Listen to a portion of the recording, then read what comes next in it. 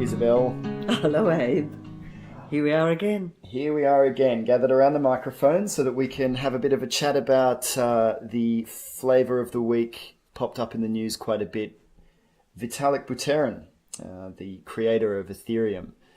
We've been on a bit of a roll with these geeks, and I find it fascinating, so we're staying on a roll. Yeah. It's definitely a personality type that's springing up a bit with your Mark Zuckerbergs and your Vitaliks. And probably always has. Probably because we didn't have social media, we weren't able to see all of the geeks from the past. But yeah, Vitalik's an interesting one because another character who you would think is the antithesis of what you would want the face of an organization to be as far as his communication style and how he appears. But one that he is very much loved and admired, and people think he's great. He gets teased a lot, but in a sort of a good-natured way. People call him Alien. Yeah, that was a bit weird. He sort of smiled rather grimly when he was called Alien. I don't know if anyone would like to be called Alien, but... He's a bit of an alien, but anyhow. He leans into it. His face. See, this is the thing. He does lean into it. So he wears the quirky T-shirts. He doesn't seem to put any effort into grooming or pandering to interviewers or his environment at all. He just is who he is. So. What we're going to do is play two clips, one from 2014 and the other one from 2018. Admittedly, he's in a more relaxed environment in 2018, but it looks to me as if he's learnt how to relax in front of a camera. Or maybe it's just the circumstances. Then take it back and stop, start and analyse. Have a little bit of a chat about what we're seeing going on. And what the take-up might be. Here is the first clip, which is him explaining Ethereum. So this is back in 2014, very early days really for Ethereum. And they've stuck him in front of the camera, and he does look like an alien. You'll put a link for everybody to have a look at how alien he looks.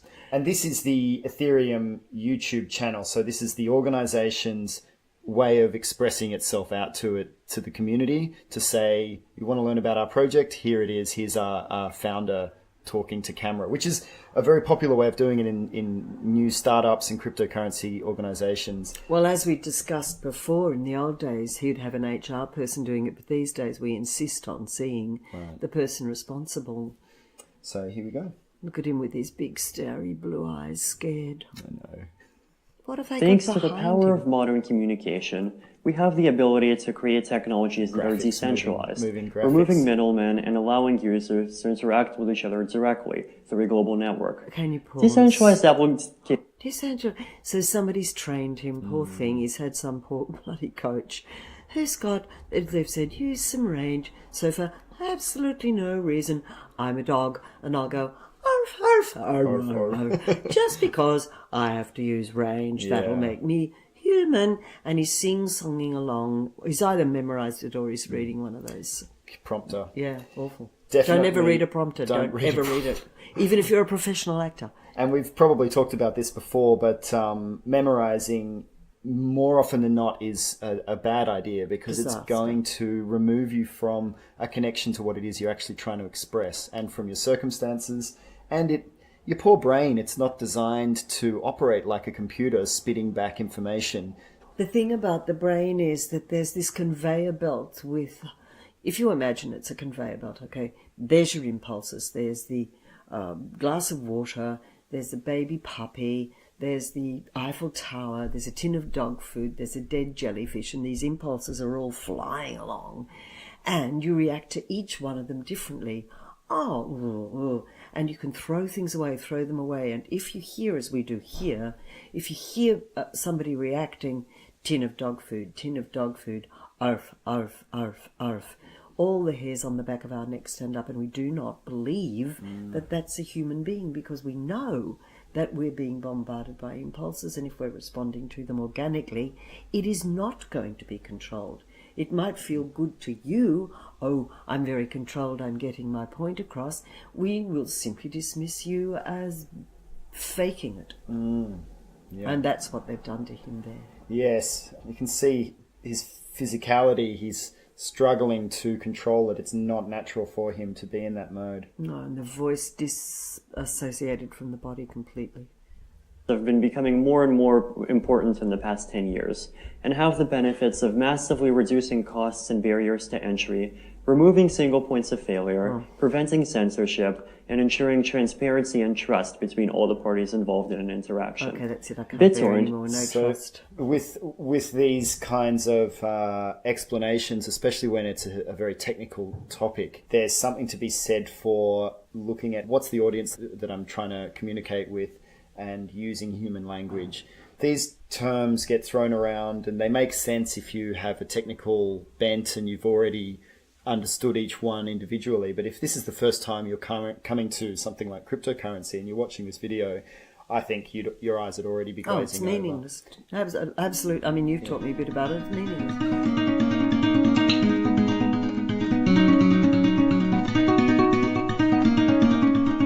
Let's move on to the other one, which is from 2018. Yes, so that's 4 years later. This is a Vice scene from an interview with Vitalik from their HBO show.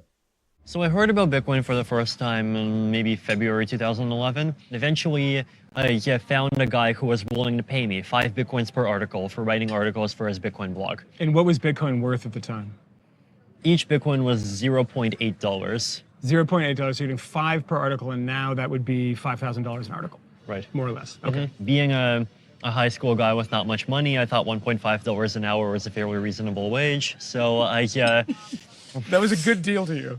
Yeah, totally. $5 an hour. Yeah, fight for 1.5. I earned 20 Bitcoins. Then I spent 8.5 of them on a t-shirt. And I figured, oh, cool, this all actually works.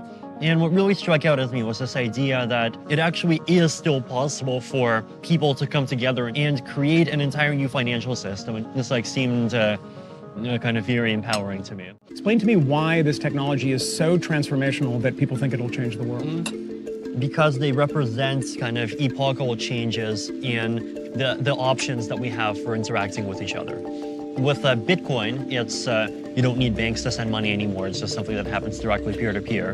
And Ethereum extends that to making digitally enforceable agreements. That changes whole industries, doesn't it? And it hasn't yet, but we'll see. Do you feel like the destroyer of worlds here? I mean, you can essentially eliminate how many jobs by doing that? Destroyer of jobs, creator of better ones. Because that's pretty good. So I heard about Bitcoin for the first time in maybe February 2011. So, eventually, I found a guy who was willing to pay me. It's very hard to know whether whether that guy's warmed him up for ages, because as we noticed, he's at the end of his lunch. Yeah. They're in a cafe. Yeah. So he might have been talking about him. You know, I know what that's like when you're interviewing somebody, you think, I've just let all of this go. And now, suddenly he's coming out with something more human. But the interviewer does seem to be a lot more relaxed. And he looks as if he's actually listening. This is Michael Moynihan that we're talking about. You can tell if somebody's interviewing you and their eyes go... I've been interviewed many, many times, and 90% of the time when the camera is off, then the interviewer, they'll be looking down at their notes to see, and you're just talking into midair, and it makes...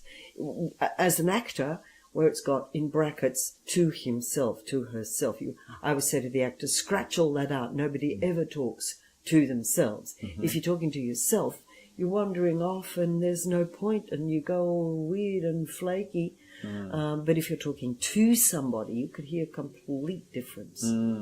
So always imagine that you are talking to somebody. Yes. And as an interviewer, look at the person. It's your job to be genuinely interested and expect to be surprised or expect to have your view changed. Yeah, have your questions ready and then engage in a genuine conversation with this, which this chap does seem to do.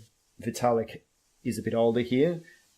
He's a bit more experienced. I think he knows his subject matter so well. I mean, he's always known his subject matter so well, but now he knows the kinds of questions that interviewers are going to want to ask, and they're more, can you boil it down for me? What's the societal impact? I love that other one. I don't know whether you're going to do a link to it where somebody says, how would you explain it to the average person? He says, there's 2 types of average people, one who knows stuff and one who doesn't. That's right.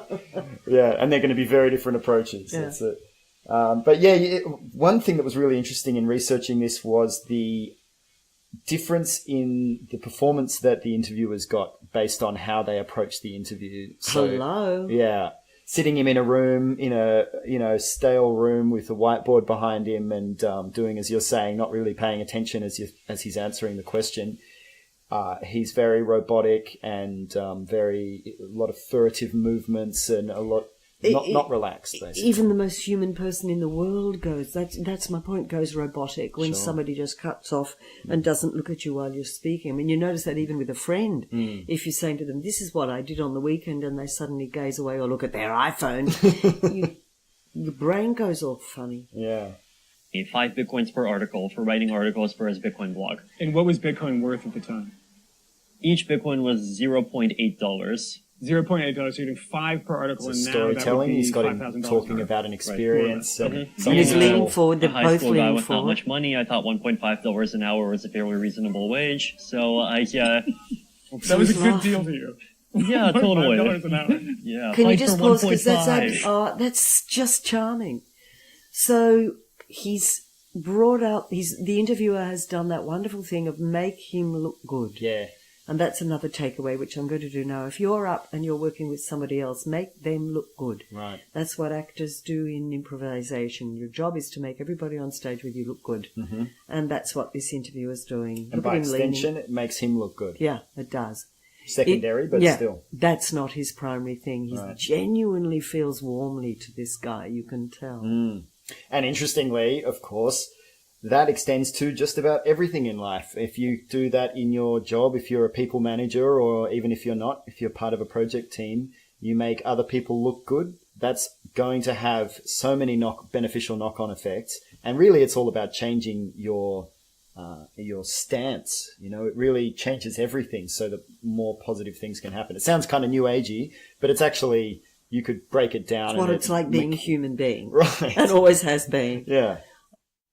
I earned 20 Bitcoins, then I spent 8.5 of them on a t-shirt, and I figure, oh, cool, this all actually works. Oh, isn't it And what really charming? struck out at me was this idea that it actually is still possible for people to come together and create an entire new financial system. And this seemed kind of very empowering to me.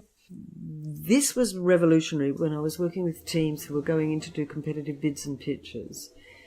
They all want to play Hamlet. We want the people that we're presenting in front of to think that we're all brilliant. We'll all wear the same suit. Right. We'll all present, yes, in exactly the same way. Mm-hmm. So everybody just becomes amorphous and nobody is standing in their own strength.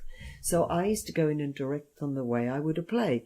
You're playing Hamlet. Mm-hmm. You know you're not Hamlet. You're Ophelia. You're a different character. Yes. And Leontes, you're playing another role. And if everybody sits in their own roles and personality, then we have a team that looks as if it's made of individuals who are complementing one another. Mm-hmm. And it's entertaining and it's wonderful. Right. So the other mistake that people make is they would fly out at great expense, the boss of the team. And the boss would talk all the time. And I would have to go in and say, no. If you're the boss, you be quiet. The boss, the top status person, says the least. Mm-hmm. What we like to see is you being confident enough to have employed people who are all individuals. Yeah. I know one team I worked with, there was a fellow who was about 6'5", and there was a fellow who was about 5 foot. Right. And they used to avoid saying, I'd say, no, stand together, and make a little comment about, and then the people that you're presenting to think, oh, these are a bunch of humans. Yeah. Peter Ritchie used to say to me, just ask them to be human. Just ask them to come in and behave like a normal human being. Yeah. And they go in and try not to make mistakes, to all look the same. Yep. And that doesn't work.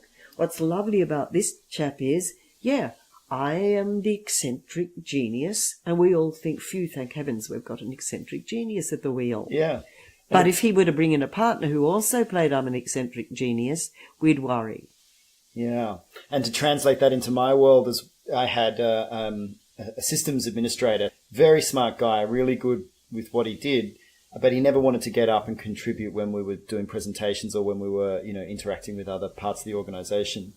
But no, it was great to get him to talk in his excited way about something that would be kind of boring or weird to us. And the fact that he's excited about it means, okay, well, that's great. I'm glad somebody cares that much about digital security. Exactly. That's what used to happen with these teams. So somebody would get up and they would try to be sensible. And I'd say, well, what do you do? I'm tax. Tax, really? How did you get into that? Did you want to be a tax person? Well, actually, this is international tax. And they'd get all excited and you'd think, exactly. Show the weird people who are sitting there scratching their heads saying, we have a geek who loves international tax, wouldn't want it any other way. Yeah. And that's why this fellow is so charming. I bet people think it'll change the world. Because they represent kind of epochal changes in the options that we have for interacting with each other. With Bitcoin, it's you don't need banks to send money anymore. It's just something that happens directly peer-to-peer. And Ethereum extends that to making digital enforcement. It's all on the one note, which is exactly what we want from a robot. Yeah. This is exactly who we want to cast in this role. If he was in Mark Zuckerberg's role, I'm not sure we would want him looking so weird and scruffy with his hair all tufty, and he's holding the security and the financial imperative of his entire company. But he was in front of a Senate and he was there because Facebook had really stuffed up badly and he'd lied. So a whole different scenario. Totally. Yeah. Totally. But I guess what I'm saying is Vitalik is great because he doesn't pretend to be something he's not. He's happy. He's there. He says, yeah, you want to talk to me? This is who I am. While I eat my muesli or whatever the hell it is. I mean, you look at his hair and you can see I don't think that's an affectation. I don't think he looked at it and gone, no, I am quirky, so I'm going to leave my hair like that. He's just gotten out of bed, immediately started coding and then gone, oh, I'm late for this interview and gone straight there. So, yeah, but I guess it's... Now, you're endowing him with all of that, and so am I. I'm sitting there nodding my head. Mm-hmm. But when we looked at Zuckerberg, it was, oh, my God, they've sat him on a booster seat. Oh, my God, how could he have allowed that? I wonder whether this kid would have let them do that. No. That was the difference. Zuckerberg looked as if he was complicit in wanting to deceive us. And that's what we don't like. Yeah, exactly. It's about authenticity. It is. I'll play this last little bit. That changes whole industries, doesn't it? Yeah, And it hasn't yet, but we'll see. Do you feel like the destroyer of worlds here? I mean, you can essentially eliminate how many jobs by He's still eating his breakfast. Destroyer of jobs, creator of better ones. Destroyer of jobs, creator of better ones. See, that's just so flat. Yeah. If an actor, I can tell you, were given that dialogue... It's a very rare actor who would say that line like that. Yeah. You'd be so tempted to say, destroyer of jobs, creator of better ones. Yeah. Even if you're tossing it off. And he had such a question in his voice. I mean, it was perfect delivery. Yeah, it was. From our friend, the geek. I did a little bit of research with this to see his philosophy change. And unlike, I was actually talking to a friend about this just the other day, people becoming emotionally attached to their standpoints and to their own detriment. So his view used to be back in 2014 or whatever, that all financial organizations were evil and that cryptocurrency would be a wonderful thing because it would undermine literally everything. They'd all collapse. How old was he then? He was 20 then? Yeah, and when you're 20, that's what you think. Yeah. So, Me against the world. He has said in multiple times, I've changed my view now. I have a much more nuance. He said, I used to have a much more cartoonish version of reality. Now it's a bit more nuanced and I'm sure it'll change. So, and he says that without it being look how brave I'm being. It's just, And you know what's weird? I went more because if somebody human and not an alien said that, I'd think, yeah, well, that's what happens when you mature. But because he said it and I'm so accepting of his geek role, I'm going, oh, how sweet. That's so sweet. Yeah. And I actually thought, and he knows a word like nuanced. How lovely. Well, fix that one. Take out is all the stuff we said before. Be true to who you really are while you can. Yeah. You can't always, but as much as possible. Lean into it. And if you've got people in your cast of actors, recognize what they are actually bringing to the table rather than trying to manipulate them into the first clip that we saw of him doing the sing-song voice or whatever it might be. And that's another thing. The team that I coached won, and they went in there as individuals. And the feedback that we got was, you look like the sort of people that we would want to ring up and say, oh, we've got a problem with this. You look like a bunch of humans. The other lot who actually had a better offer, but one of the reasons they didn't get it was because when one of the team was speaking, one of the others rolled their eyes.